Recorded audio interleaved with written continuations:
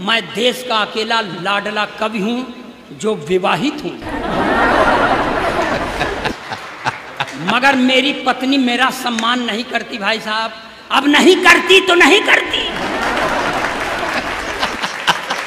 एक अदद बाबूजी, एक अदद मेरे पास भी पत्नी है, मांग में सिंदूर नहीं लगाती। मैंने कहा देख भाग्यवान, ब्राह्मण के घर की बहू है, लगाया कर।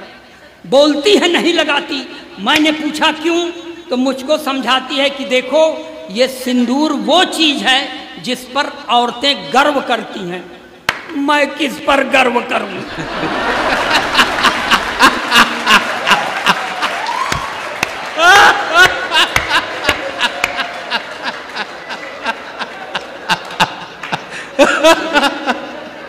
वाह भाई, अखिलेश जिंदाबाद।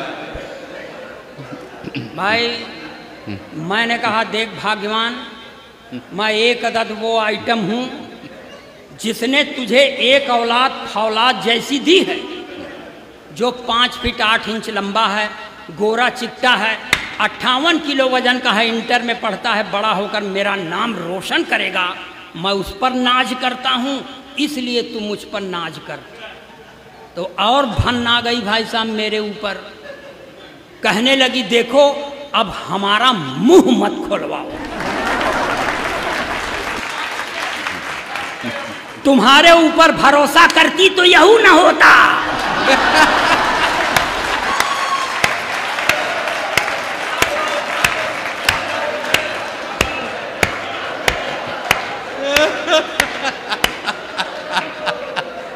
ये ऐसा होता है। तो पढ़ने दे भाई साहब, आप लोग थोड़ा सा मन बनाइए।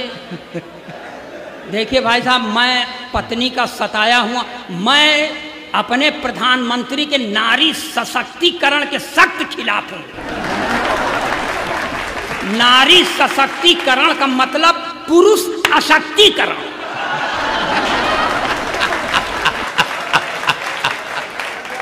एक चीज और देखिए, मैं ओरिजिनल पोएट हूं, जो देखता हूं वो लिखता हूं। मैं कोई वीर रस का कवि तो हूं नहीं कि आजादी को पटेल और सुभाष चाहिए, कहां से लाओगे?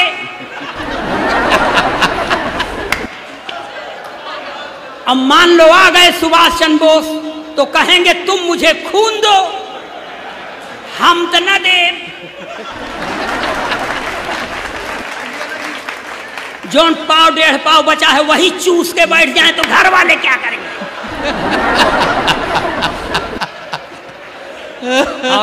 और बताऊं सर, ये श्रृंगार रस के कवियों से भगवान बचाए।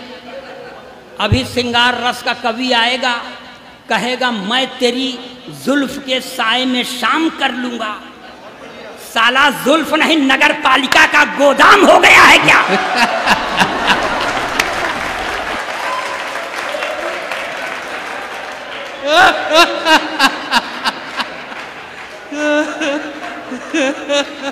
हाँ जियो भैया अखिलेश द्विवेदी।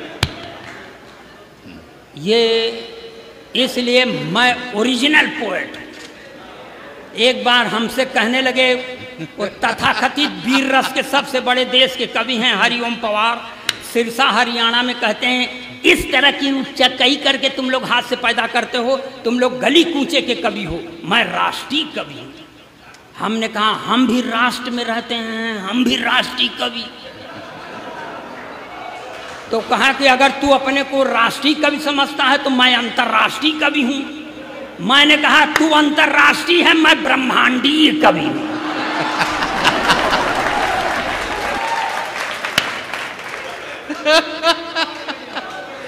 जिंदाबाद अखिलेश।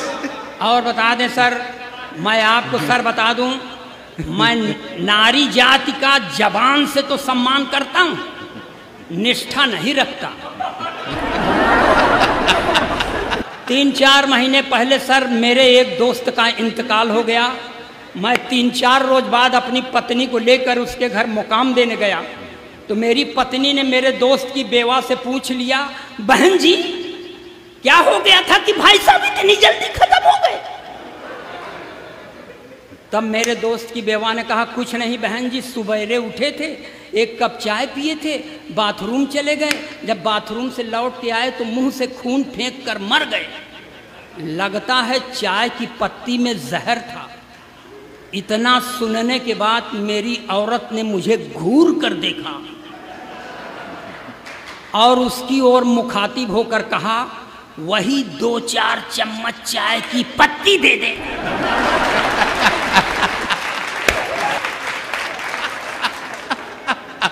मैंने कहा भाग्यवान, ये तू चाय की पत्ती क्यों मांग रही है?